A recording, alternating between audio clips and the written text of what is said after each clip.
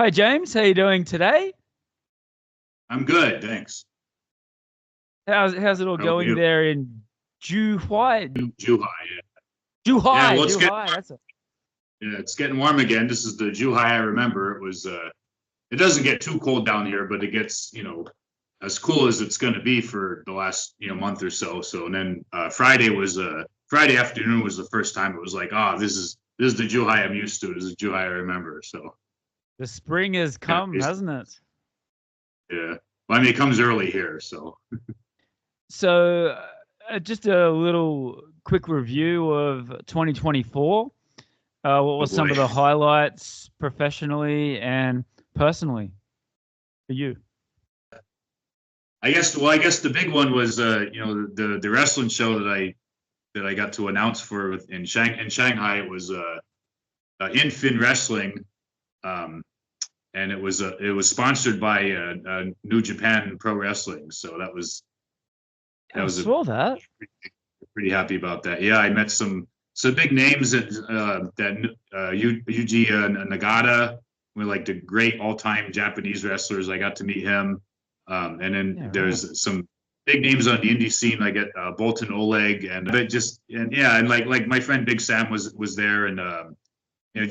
that was a big deal. And I figured, I'm from like a small town in Pennsylvania, so I figured, it's probably promote myself a little bit. It's a little newsworthy. So I contacted my hometown newspaper, and I explained what I did, and they did like a story about me.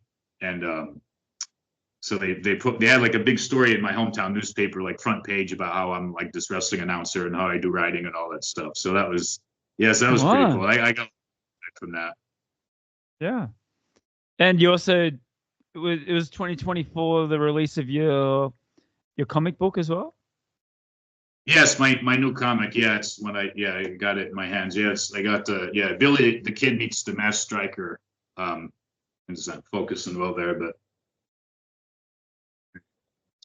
that's a little bit better. But anyway, yeah, it's I got connected with a Filipino artist, and so we did like a short web comic together, like Billy like a Mass Striker web comic. It's a character I created, and Yeah. so we did like a short web comic, and then we worked well together. And the guy's about my age, similar interests and stuff, and he's done some work for DC Comics and some of the bigger Oh, indie nice. companies in North America and stuff. And so Yeah, we right. collaborate. Wow. So yeah, it's a standard, 20 page comic. Um, so it's Western kind of action adventure story. Uh, so yeah, that's been well. And then I went to another big highlight was I went to Super Manila Con. Like, so I live close to Hong Kong. Like, a flight to the Philippines is just like a couple-hour flight. But Yeah. in September, I went to they had the Super Manila Con.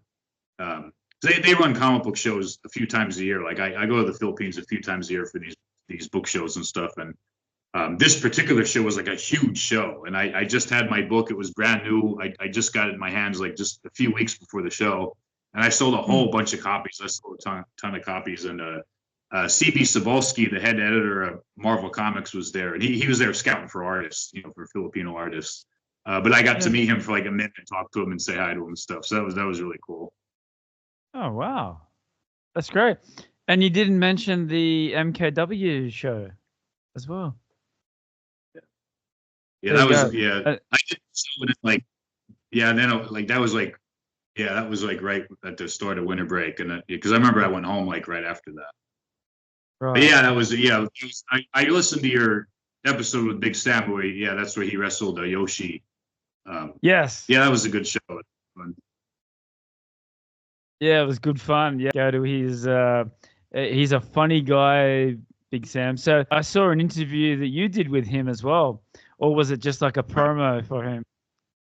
Yeah, we do that a lot. Yeah, we do a lot of like working interviews together. Yeah, that's something that kind of became my thing. I was up in Harbin. I was living in Harbin years ago, and there's I somebody like a coworker randomly mentioned that there's a guy running pro wrestling shows in China. I'm like, what? And Yeah. he connected me with Adrian Gomez, and then I started going to his shows as a fan. This would have been like spring of 2018, and so I met Adrian, and I introduced myself. And since I lived in Asia, everyone complimented my voice, and I was in a point where like I'd done a lot of cool stuff. I'd done a lot of things that I wanted to do in my life, and I was in that kind of like what's next phase. I just went to the Winter Olympics in Korea, and that was something I'd wanted to do for a long time. So I did, because I used to live in Korea, and so I saw the Olympics, and I took, I got a little bit of recognition in my teaching career and stuff, and I got, and I took care of some personal things, and it was like, well, now what am I going to do now? And then I started, bugging Adrian, and he didn't know who I was. He didn't know if I was just some schmo or something. But he did a Halloween show in October of 2018, and he let me ring announce the show. Right. So that was really cool. And then at the time, like, I don't want to get into it too much, but at the time, no, that was like the first ring announcing thing I ever did, like first wrestling thing I ever did where I was working at a show. So, and I thought, maybe this just be a one-off. I wasn't sure if I was going to stick around Harbin or whatever, but I did. And he really needed a Chinese announcer. Right. So he was able to he found a good announcer. But lucky for me, he kept me on as like the interview guy. So sometimes during shows, I'd be like, Mean Gene Okerlund, and interviewing like the foreign wrestlers, like, and then we start doing like the pre-taped interviews. Sometimes Sam and I before a show will just get together and do an interview like that. So that kind of became my thing. So I'm pretty happy about that. Yeah, right. And is Mean Gene and Howard Finkel, are they the guys you look up to? Yeah. I got a picture of Mean Gene and Hogan on my wall here. I'm an '80s child, so I was a Hulkamaniac growing up. Yeah, me too.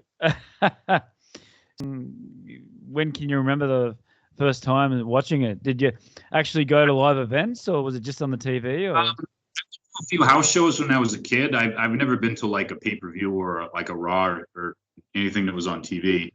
I remember when I was a little kid, like I'd watched it a little bit, but I wasn't like super into it. But I remember like like Hogan, and I vaguely remember like the first WrestleMania, and I remember WrestleMania 3 being big news at the time, but I don't remember seeing it until later. But around WrestleMania 4 was like the time that I started watching on a regular basis, and I watched it I watched it up till when I was in high school, and then I legit stopped watching it for a few years. Me too. Yeah. My mother hated wrestling, and she said when I was a kid, she's like, the happiest day of my life was when you stopped watching that horrible wrestling. So, and then the Attitude Era. Yeah. Picked up with Stone Cold. Yeah. I had a friend that went to a Monday Night Raw, and that was back when it was taped. So I watched. I remember I watched like that episode, and I legit hadn't watched wrestling in years. That had to have been the first Monday Night Raw I ever saw, and I remember it was like it was the build up to Austin and Taker at SummerSlam in '98 or whenever that was. Wow. And I remember it was like, because I knew who Undertaker was, but I didn't really know who Stone Cold was. Like I'd heard of him, but I remember like the Undertaker comes out and he's like, "I want a title shot right now," and then. I think it's Michael Cole. Somebody finds Austin backstage. Is like, "Yeah, I'll accept any challenge. Get the hell out of my way!" And then the glass breaks and he comes down to the ring. I'd never seen that before, and it was like, wow, like wrestling changed so much. It was like, whoa, this is like really pretty wild. So then I slowly got back into it, and then since then it's like I've times I watched it a bit and then I don't watch it, and I'm on and off with it, but I generally hear like the news and stuff through social media. But I'm like the last generation that probably grew up, thinking like you all know what I mean, like like thinking it was a shoot, Yes. It was a funny story. My mother was a sports fan, and she liked football and basketball and everything, but she didn't like wrestling. So I'd be watching wrestling as a little kid, and my mom would be like, why are you watching that stuff for? That, that's so fake. That's so fake. So there's this tag team I like called Strike Force. Like one of my favorite wrestlers as a kid was Tito Santana. And oh yeah, and the model, right? Yeah, him and Rick Martel, they were the tag team champions, and they lost the titles to Demolition. I don't remember if it was that match or a subsequent match, but Martel took a chair shot, and then on TV they said that Rick Martel was out with a concussion, and then like he legit wasn't on TV for like a year. So my mom was like giving me crap about watching wrestling, and that stuff's not real. They're not really fighting each other. And I was like, no, like Rick Martel has a concussion, and he's not on TV. He got hit head with a chair, and so wrestling must be real. I mean, if wrestling, if it wasn't having a concussion, then he'd be on TV. So that was like my silver bullet, and then so then years later, I got a good friend named Ralph back home in Pennsylvania, where I'm from, and he's a big wrestling fan. He's all into the indie scene. He knows all the indie guys and stuff. And there was a minor league baseball team in Reading, Pennsylvania, and they had like a wrestling night and Tito Santana like appeared at the game, and like before the game started, you could like meet him and get his autograph and stuff. So I got an autograph picture and all that, and I told him this story, and I said what really happened to Rick? Like, did he actually really get hurt, or was it something else? And he told me that it was that for real, like Rick Martel's wife had some like an illness or something. She had some health issue, and Rick took time off to be with his wife. So that was the age-old mystery solved. There you go. Yeah, absolutely. So go back to where you grew up, Pennsylvania. So what was it like growing up there? What city in Pennsylvania? A small town called Shamokin, Pennsylvania. It's a coal mining town. Shamokin, right. So what was it like growing up there? Were you the same? Were you into all the major league sports, or what happened there? Yeah, I was a bookworm as a kid. I was really quiet and really skinny as a kid, and I was really skinny too. So I wasn't really an athlete. But I was a comic book fan all my life. I was like a little kid. My mom took me to like the corner store to buy lottery tickets, and I hobbled over to the magazine rack and got my first Spider-Man comic book. And that and I was Spider-Man, like first one, was that right? I mean, this was like, I must have been like 4 or 5. Like, it was before I started school. I had a stack of comics already. Like, I could read half decently before I started kindergarten.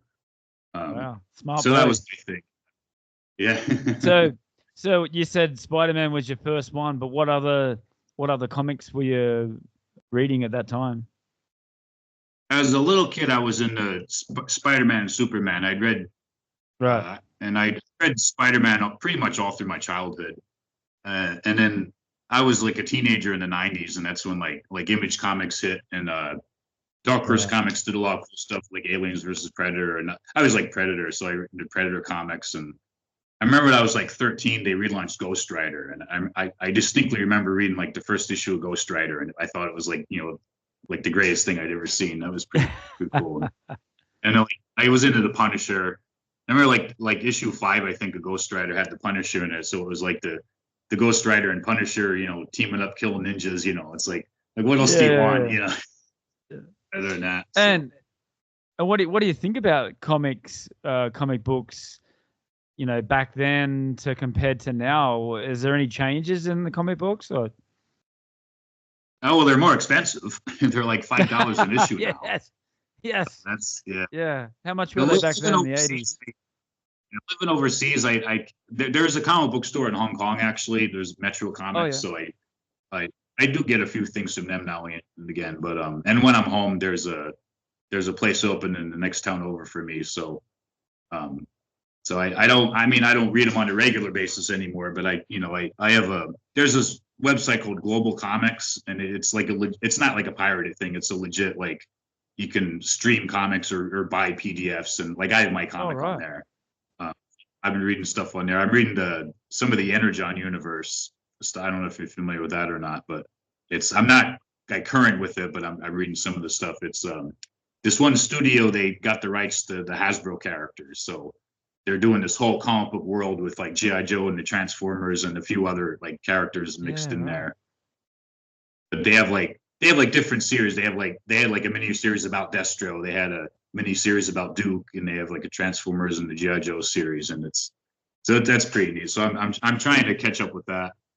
That's like maybe a year or 2 years old. When did you start writing it yourself, writing comic books yourself? Like when did you start sort of writing stories and realizing that, hey, this is pretty good, it's not bad? Yeah, I mean, I couldn't really, I can't really draw. Like, I don't really have like that natural drawing talent. I do it a little bit when I was a kid, but I was like a really little kid, and I wrote something. I had on a piece of paper. I drew like a couple little pictures, and I had like a sentence or two.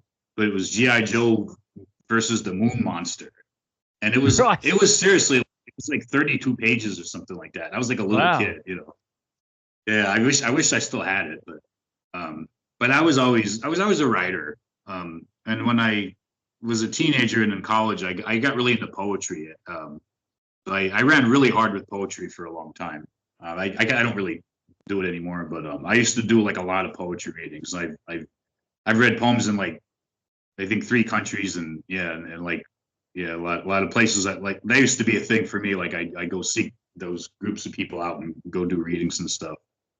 But now I'm focusing more on like prose fiction and comics, and I keep a blog. I don't update it often, but I used to do movie reviews. But yeah, so I'm always trying to work on something. Yeah, right. That's awesome. If you do comedian work as well, or is it just? No, that was just, well, who knows? I mean, I thought wrestling was just a one-off. So no, I had a friend. When I lived in Korea, I had my good friend Brian Allward. He's a Canadian guy. He's a comedian, and when I in my poetry days, I went to this open mic in Seoul, in South Korea, and I would do my poetry, and there was musicians there, and this Brian, he started doing comedy. And it was a really cool group of people. I really kind of missed that. That was kind of like, I look back at that now, and that was like, it was a magical time. I met some really talented people, really talented musicians and stuff. And then so I met Brian, and Brian travels a lot. And he when I came to China, he was staying in Bangkok, like off and on. And a couple of times on the winter holiday, I went down to see him. And see him do his comedy and stuff. And then this past winter break, I went to see him again. It was just like a couple weeks ago. I hadn't seen Brian since like 2020, actually, before the world ended. And so I went to see him, and he's gonna have a special. He's gonna film like a special pretty soon. He's gonna put it on YouTube. I guess he's just gonna put it on YouTube for free. But anyway, so I went to this comedy show, and they had like 2 shows a night, and they have shows every night of the week. It's in like the back alley of Kosan Road, if anyone knows Bangkok. Oh yeah. But, so they had 2 shows, and the first show was like they had a set of comedians, and the one guy that was hosting it, he was just like, the second show was more kind of informal, and he just, I don't know, he just casually mentioned like, yeah, if you want to get up and tell a joke, sure, go ahead. So. So I gave it a try. I mean, I didn't bring the house down or anything, but I had a funny story about a friend of mine and I went to this yard sale one time, and there's this one dude there, and he was like this big heavyset dude. And he was a cool guy and everything, but he had a whole bunch of comic books, and my friend and I were comic book nerds. We were checking out his books, and he's like, hey, you like comic books, so I got some more, down in my basement. You want to come down my basement, look at my comic books, and sure. So we did, and he had some cool baseball memorabilia and stuff like that. And he was a cool guy, but afterwards, my friend and I were kind of laughing about it. I was like, yeah, we're like totally willing to go in this guy's basement to look at his comic books. Like, he totally could, stuff this in the freezer and no one ever knew. So I made a joke about it and be like, oh, you want comic books? Well, come down to my basement. Come look at they're just over there. Just in that dark room over there. Just, it's not that kind of good time. That's good. That's good. And you can't do it in where you are at the moment? Zhuhai? They have a comedy scene in Hong Kong. Okay, right. There's a club there called the Aftermath. I went to a couple of times. They do a lot of stuff during the week, and it's a little tricky for me to get there on the weeknight. But I did go there a couple of times. There's a expat community there that's they do a lot of shows and stuff, but I'm not really too connected with them. I got a buddy in Guangzhou that owns a pub, the Shamrock Inn in Guangzhou, and they do a lot of events. Yeah, they have a comedy night. It's like on Thursday. Right. So yeah, but yeah, but it was fun. That was a fun experience. So who knows? Maybe a year from now I'll be doing more of it. I don't know. Come on. Did you go to the University of Pennsylvania, or where did you go for university? Bloomsburg. I went to Bloomsburg University in Bloomsburg, Pennsylvania. It's close to where I live. And what was your major? Secondary education, comprehensive social studies. Oh, there you go. I went to teacher, yeah. And what were your goals there when you were finishing up? Did you have any plans on what you wanted to do? Yeah, I mean, I want to be a teacher, and that's that's a long story. But I was from a small town and stuff, and I just I want to get away and see the world, and I want to move away, and also like for whatever reason, Pennsylvania is always tough to get a teaching job, so that's kind of half of the reason I ended up in all these outlandish places. But I have this distinct memory of I was in an education class in college, and the professor, they were telling us like, if you really, you pretty much have to relocate if you want to get a job. And he asked the class, so who wants to relocate? Who wants to move out of the area? And myself and like half the class raised their hands, and the other half didn't. The professor said in front of everybody, he's like pointing like to myself and the other students, like these are the ones that are going to get jobs. The rest of you're not going to get a job. So. And were you writing comic books at that time as well, or is that more focused on your studies? No, well, I mean, that was my poetry days. I was really being into poetry. Oh, right. That was like, and I guess I wanted to write novels and stuff, but I wasn't like what I was actually doing was the poetry. There was a coffee shop, like typical thing. There was a coffee shop downtown in Bloomsburg. It's called the Phillips Emporium.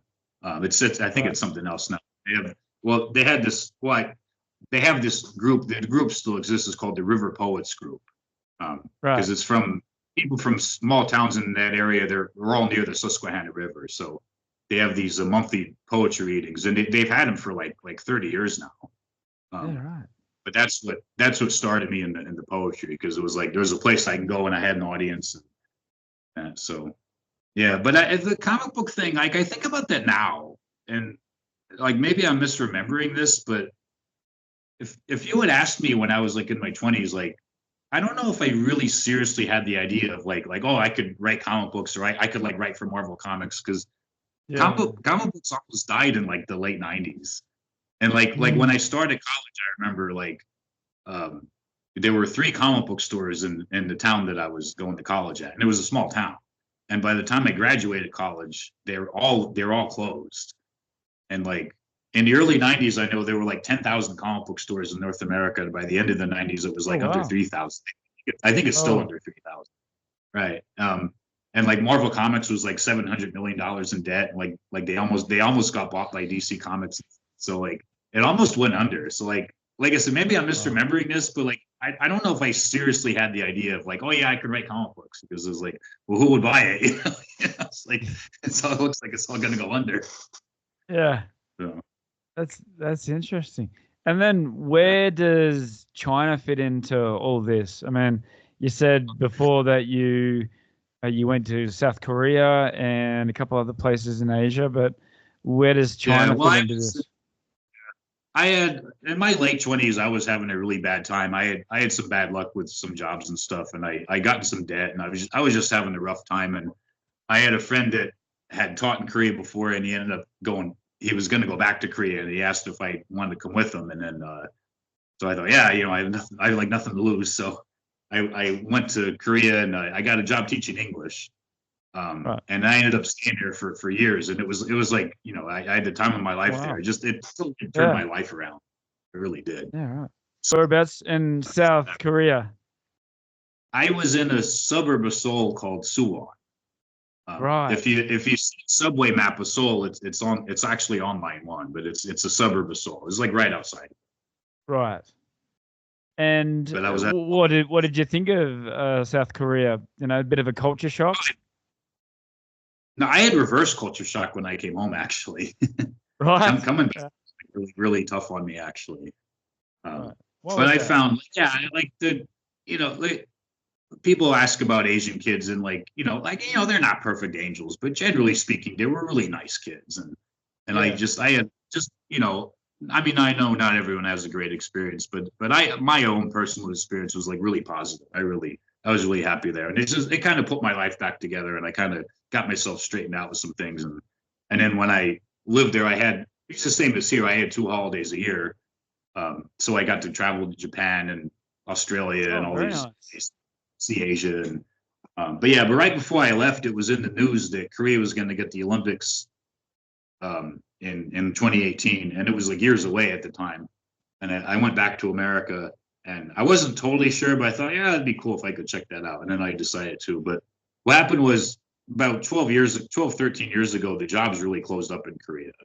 It's really hard for someone like me to get a job there now. So I had a friend that was in China, and one thing led to another. I ended up teaching in China, so I moved to Harbin, China, in the fall of 2017, and then Right. winter 2018, I had my winter holiday. So then from there, I got to go to the Olympics and see the Olympics. Like I said. Oh, And then, wow.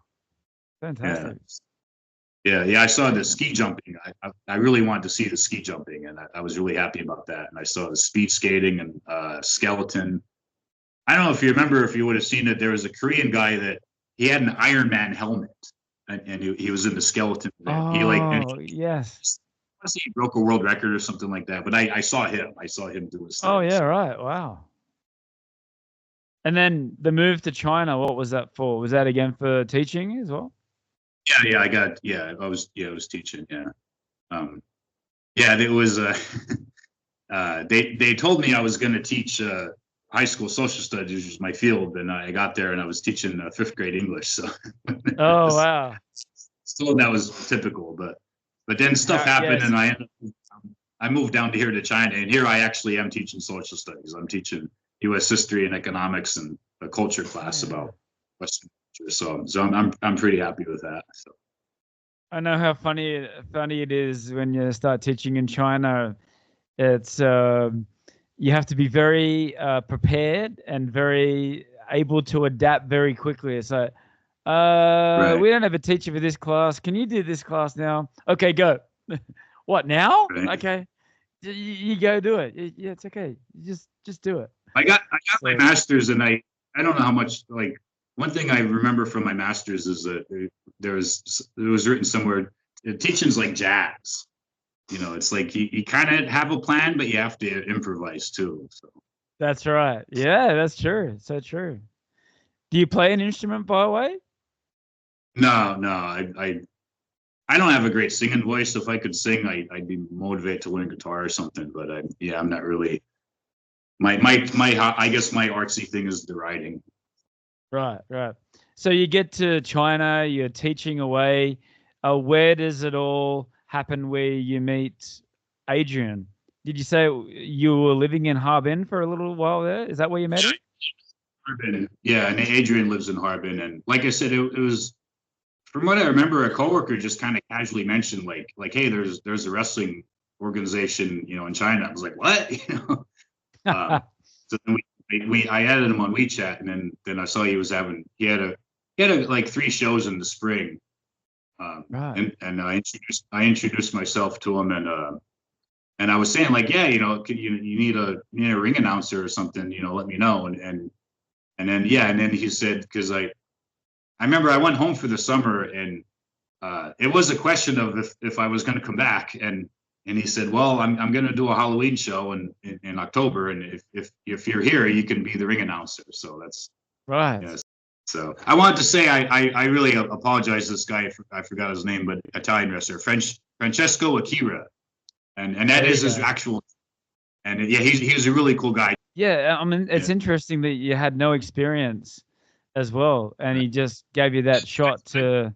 I've experienced in that, but I mean, I've been public speaking for 20 some Right, years. And I mean, right, I'm in the classroom and then doing the poetry readings, I'm up in front of an audience doing something. So it's right. not, like I'm used to speaking to groups of people. So, And how that's long cool. did it take you to prepare to actually know all the names and their weights and where they're from? And Yeah, I put them in index cards and I just put them in index cards in practice. And when I lived in Harbin, Adrian and I used to sit down and go over the show together and stuff. And, right. yeah.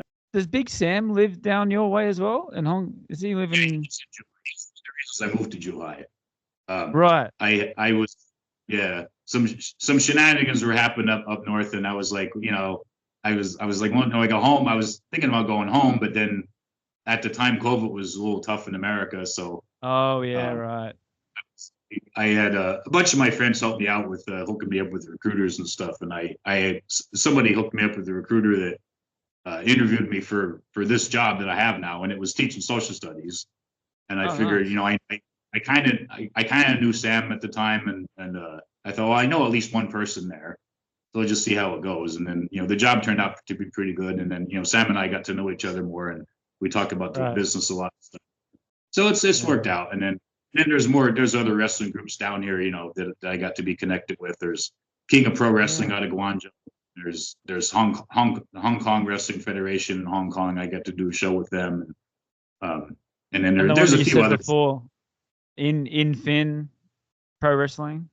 In wrestling, they're up in Shanghai. Yeah, Right. they came back in August. They did there was a Hong Kong show, and I wasn't like I wasn't like as connected with them, but I was gonna go to the show just as a fan, and then at the last minute they're like, yeah, we want you to announce, and it was a show that had a steel cage match, so I was like really stoked about that. I was really excited I got to announce right. steel cage. Yeah, right. Bring it back, old school. Do you have a story about Big Sam? Not really. I mean, I don't know. I think Zhuhai's wild days were like before I got here. So Oh, we right. Okay. we just go to the gym and talk about wrestling and talk about the business. And I mean, Because he told a great story when he was on last year, and he talked about going to Nepal. Yeah, the guy threw the chair at Chairman Al. Yeah. Yeah. Were you there at that show? Oh no, I don't remember exactly when that was. That might have been before I got here.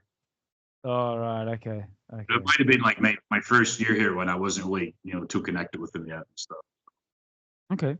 So, is there any differences between teaching down there and like teaching here in China or South Korea? Well, like I said here, I'm actually teaching my subject matter. I mean, I'm half teaching English too, but like when I was in Korea, I was an English teacher, Right. So here I'm in a program where my students are to go into college in an English speaking country. So I teach U.S. history and I teach economics, and there's a culture class where like in the fall it's general information on the United States and United Kingdom, and then in the spring it's Canada and Australia.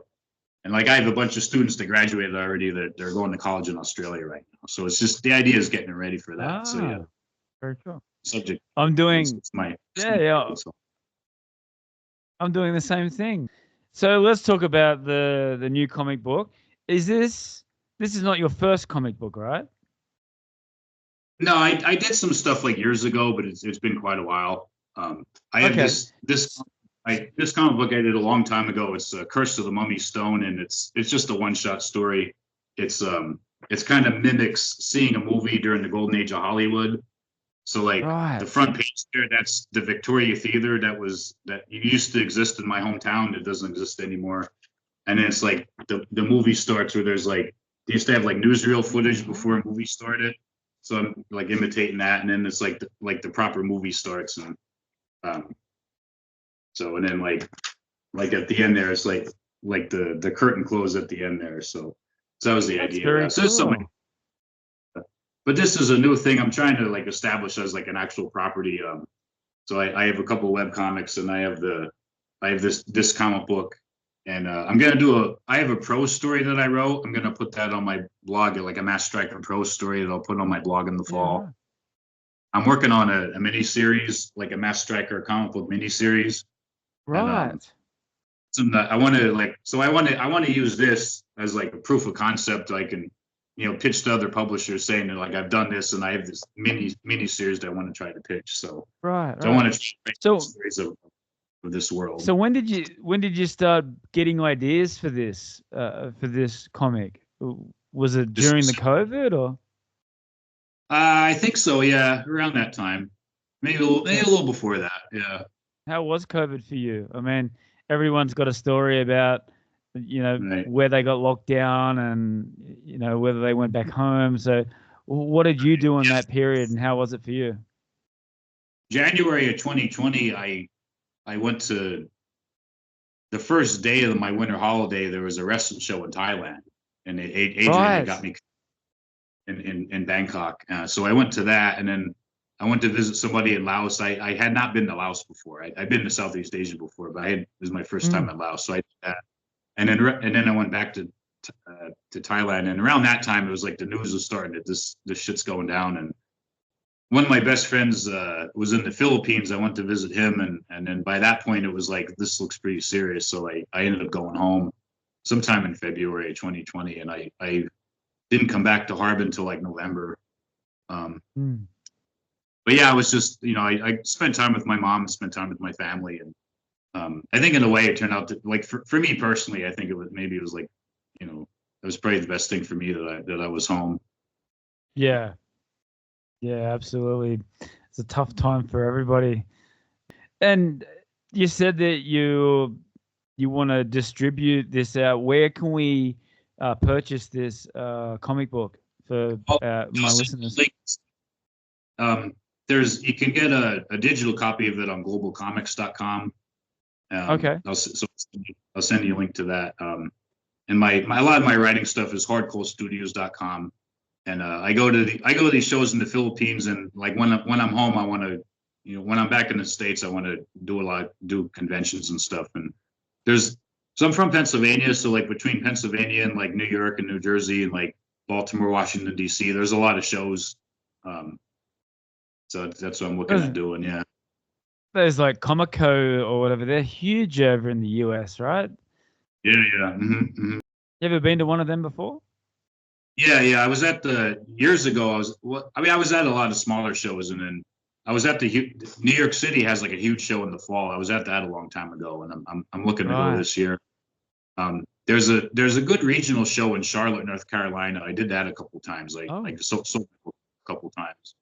And then there's a lot of small one-day shows. Like as soon as I get back in the summer, there's a show in like Hershey, Pennsylvania, that's like an hour from me, and that's like a small show, but I'm gonna try and get into that. And Do you miss home?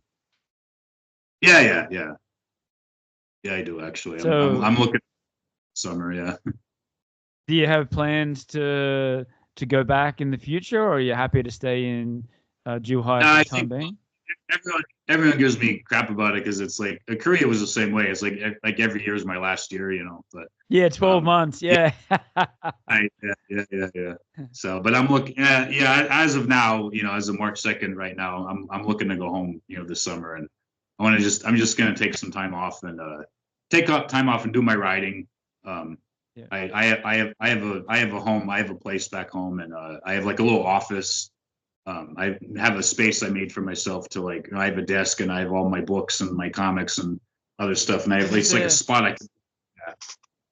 I'm sorry. Is it what? hard for you to like promote an English book, like an English comic book in Hong Kong, or is that partly the reason why you want to?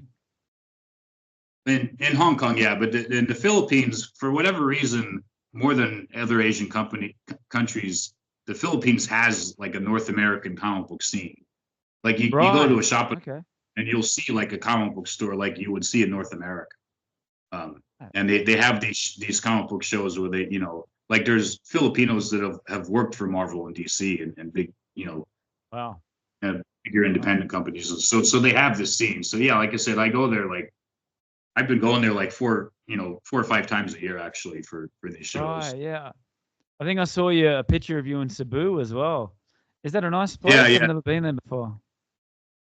yeah. It's all right. Yeah, yeah. There was a Cebu literary festival. I did that for 2 years, and then this past winter break, there's a.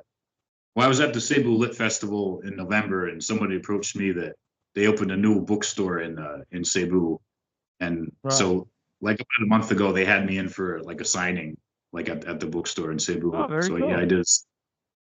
I did a signing there. That was like on a Saturday, and then like the following weekend there was a comic book show in Manila. So that's yeah, that's what I was Nice. doing. Nice.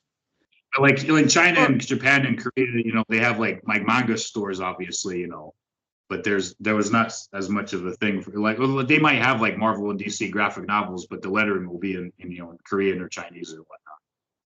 right. You might have Right. like one foreign bookstore somewhere that will have stuff maybe, but I haven't been, but I heard a foreigner or somebody opened like a proper comic book store in Seoul in Korea. So that's Oh, I'm gonna try and hit that up. We have the holiday yeah. in May. I think I'm gonna try and go there because May. I don't know if you know comic books or not, but in May is free comic book day on the first Oh, Saturday. right. A lot of comic book stores they do special events and stuff like that. Like I've done signings in the past for that. So I haven't talked to them yet, but they don't know me. But I'm gonna try and get connected with that. That sounds great. But what happens if you go back to the US? Who's going to do the ring announcing for MKW? Yeah, well, they'll find somebody. And are you going to be there for the Beijing, the next one that they got coming up? I just seen some flyers out for the Beijing show. Yeah, yeah, we'll see. I don't know actually. I think that's on a Saturday. Sometimes they I think that sometimes they run a show on like a Tuesday or something, and it's like I love this stuff. I'm not going to take off work for it. Yeah, But that's right. That's right. but I think yeah, I think that's a late Saturday, and It yeah, is a yeah, we'll see. Saturday. Yes. I want to say that I will, and then Okay. What's the best piece of advice you've ever been given? off the top of my head, I think no, that nobody owes you anything. You can't Okay. expect people to just give you stuff. Like it's just that the cliche thing. Like if you want something, you have to get it. Yeah. Hmm. Off the top of my head, that's what I would say. Okay. What's the plans for the future? Now that you've brought the comic book out. Yeah, I want to go home and I want to take some time off and I have some money saved up and I'm gonna like not work for a little bit and I'm just I want to get up in the morning and write for a couple hours and then have some Nice. lunch and write for a couple hours more and then try to get the shows comic book shows and stuff on the weekends um and just pitch my miniseries and maybe self-publish another like a prose book or something and just see where Great. it goes, see if I get any traction from that, and then then I down the road I might have to start looking at part-time work or just figuring out what to do next. But in the short term, that's what I'm looking at, and I'd like to do wrestling shows when I'm back home. I'm not really like connected with the groups back home, but if I could get in, I would. So it'd be fun. I did do a show about an hour from where I live. They have the Mahoning Drive-In. It's a really cool place. They do a Oh, lot of really nice. cool things there and stuff. And they had a wrestling show in 2020. It was probably the first wrestling show they had during the COVID era. It was an In the outdoor show, drive-in. and Wow. I managed to get myself into that to ring announce for that. Oh, Um, very cool. they've had they call it the Real Rumble, like REEL, and they have so Oh, they had a wrestling ring set up in front of the movie screen, and then during the daytime they have like a wrestling card, and then at night they show a wrestling related movie. nice. So then they've had it every summer the last like 5 years or so, but I got to be the ring announcer at the very first one. So something like Oh, that opens great. up again. Yeah, I do it. That'd be cool if I could keep doing that. We'll see. Very So I have cool. yeah, one of the things I'm working on it is kind of coming slow, but I'm trying to do like a wrestling novel. Oh, It's set yeah, in like right. the early '50s in the territory days about a guy that Oh, travels across the country and does wrestling shows and kind of finds himself in just kind of that life. And so I'm trying to work on that. I want to self publish that, and then very nice. I want to do like a manga like find a manga artist and do like a comic book but set in the same world Yeah. but in Japan, like wrestlers in Japan. So that I have this my idea right now is I want to have a prose story set in like in North America, and then the manga comic book story set in Japan, but they're all in the same world, so I can interchange characters. So that's the plan. Very cool. That sounds awesome. That's great, James. Social medias, where can we find you? Hardcore Studios. This COAL, Hardcore Studio. I'm from the Core region, so I'm on Instagram. I have a Facebook page for that, and my blog is hardcorestudios.com. Yeah, check me out, and I'll send you a link for the Global Comics thing for my comic book, and so that's where I'm at. All right. And to finish off, I just ask a couple of I'll give you some topics. Okay. Right. So I always start off with music. So what is your top 2 or 3 favorite bands or artists of all time? Your top 3. Right. Yeah. I was thinking about this because I know you asked Sam this. I'm a big like Black Sabbath / Ozzy. So that'd be number 1. Nice. Big Guns N' Roses. You know they're doing a reunion tour. Ozzy's really sick. I don't know how that'll be. But he's got Parkinson's. Well, he's scheduled to do an Ozzy Osbourne set and a Black Sabbath set. So I don't know how he's going to do it. Just only do like a few songs or something. I think it's like he can't. He's pretty rough. But that day's where he's going to go, and I'm totally going to cry. That's absolutely going to happen. Yeah. But Sabbath, Guns N' Roses. I'd seen Sabbath maybe 15 years ago. I'd seen like the original Sabbath. So that was really cool. I'm really and I saw Guns N' Roses not this past summer, but the summer before that. And that was my first time seeing them. I never thought I'd see them. So I was like, that was a great show. Number 3 was that in America? It was in Giant Stadium in New Jersey. Wow.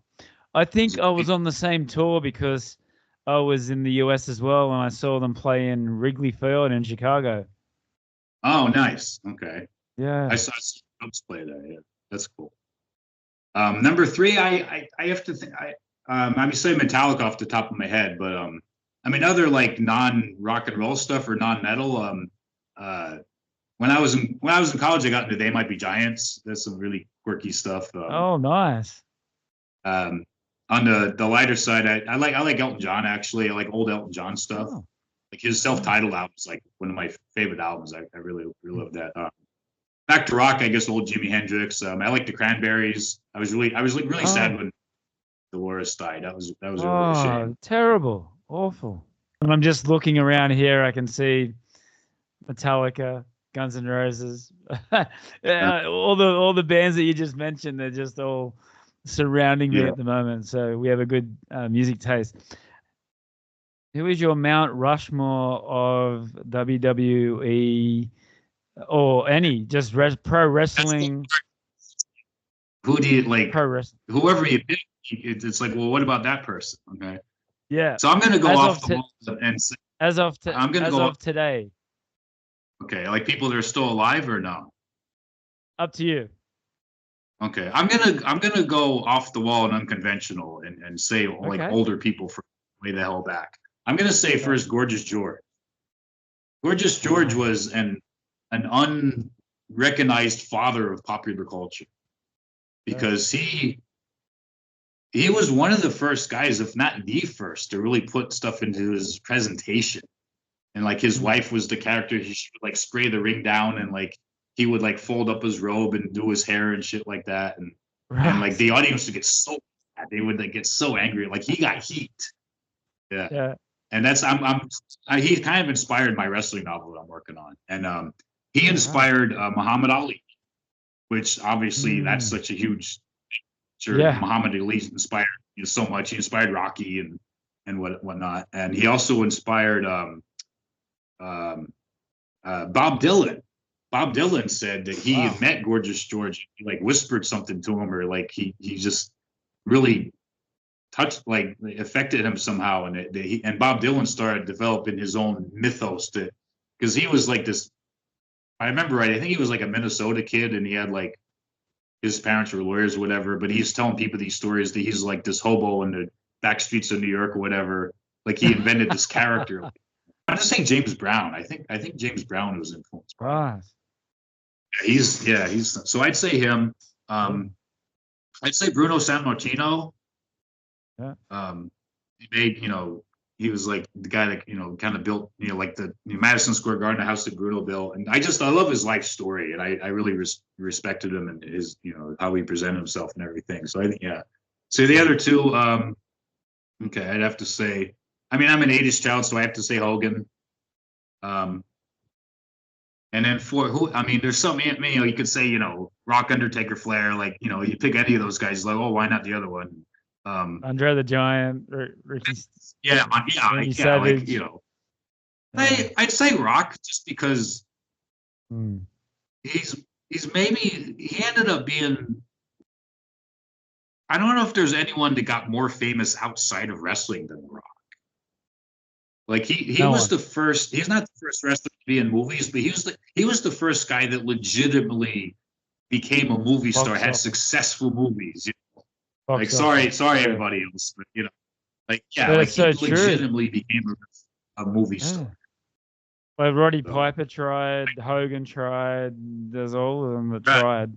Stone Cold was in a few that I've seen, but yeah, he didn't really. From what I hear, he the movies because I could see him being an action star. I thought he was going to be like. I could see him being a big action star, but I think he didn't really like doing movies, from what I understand. And the other thing too is I think with Austin, like dudes like Austin, like hey, he's this kick-ass character, but like you didn't hear women talking about Austin, like women like The Rock, for obviously. Yeah, that's like, right. Yeah. My mom hated wrestling. She liked The Rock, so I think The Rock has that going for him. He has the sex appeal for the league. I actually watched SmackDown. Watched SmackDown yesterday, and he's still on there, so. He's a part of the board, and he's got this character again. So yeah, it's crazy. Yeah. His daughter's the on-camera general manager of NXT, and so it's all. Yeah, actually, to be honest, I don't watch a lot of NXT, but from what Jim Cornette's podcast has told me, it's not very good. he definitely calls a spade. I remember the old WWE network. Like I watched NXT a lot, and when that first year they had the network, I missed the network. I really liked that. Yeah, me too. But I saw like Kevin Owens in the network and Sami Zayn and Adrian Neville. I think he was the champion when I first started watching it. Bailey, and the four horsewomen was Charlotte and Bailey and Sasha Banks and how could I forget Becky Lynch, but. I remember those four being like new people in NXT. Like I remember I watched Charlotte's match where she was champion. So that was cool stuff. I like that. If you're gonna ask about, I have to say for movies, like I joke with people. I have my PhD in Rocky. I'm a big Rocky fan. All right, that was my next one. You give me your three. Yeah. Okay, Rocky's number one. Rocky's definitely number one. Yeah, right. I have to say agree with Sam with American History X. That's one of my favorite movies. Oh yeah, that's a great. Good, yes. I used to be big into Fight Club. I was a big Fight Club fan back in the day. A couple others. The guy that directed Rocky directed a movie called The Power of One, which is based on a South African novel. It's a historical drama, and there's a little bit of boxing in it, and it's a young Daniel Craig shows up at the end of the movie. He plays like the villain. That's a really cool movie. I'm a horror guy. I like the first Halloween, the first like 70s movies in general. Like I'm a big Chainsaw fan, and first Halloween, first Omen, stuff like that. And then comic books for you, top three. Okay. Oh boy, I think everyone said Watchmen's number one. Yes. I like League of Gentlemen a lot. League of Extraordinary Gentlemen. I think there's like the last volume I haven't read yet, but that inspired some of my work. I wrote this Frankenstein novella years ago. It's Frankenstein and Captain Nemo from 20,000 Leagues Under the Sea. Frankenstein. Right. So that's it's just those two characters, but I was kind of inspired by the League. in the early 2000s, there was the Ultimates, Mark Millar on the Ultimates line, but it was like the Avengers, but it was in the Ultimate line of comics. The same time period, the Max Punisher was like like an R-rated Punisher, basically. It was like the definitive series, I think. It was just, as good as the Punisher can be because all the violence and the language and whatnot, it's all, not censored or anything. So that was really good stuff. Really, really good stories. Not just like violence for violence sake, but it was like really good, interesting, dark stories in that. So yeah, those would be top of my head. All right, last question, James. Who's your greatest influence / hero and why? I influenced my mother. I don't get too heavy, but I lost my mom a couple years ago. I was saying my mom was a wrestling fan and whatnot, but yeah, my mom kind of raised me by herself, and she really loved children, and she had some tough circumstances, and she put everything she had into raising me. So I'm really grateful that my mom got to see me like turn out well. I think she had some anxiety that what if things didn't go well for me and stuff, and I had a bad time in my late 20s and stuff, and then so she got to see me like yeah. But like she got to see me be a good teacher. Like in America, she visited my school and my students and stuff, and she got to see that I became a good teacher and was respected. And then she had anxiety about me coming to Korea, but like once I got settled in, she thought it was so neat that I traveled and stuff. And there's a picture of me on an elephant in Thailand, and she thought that was so neat. She bragged everybody about it. She bragged everybody where I was going and stuff, all these places I was going. So yeah, so I'm really grateful for that. So as far as people that like in my life directly, I have to say my mom.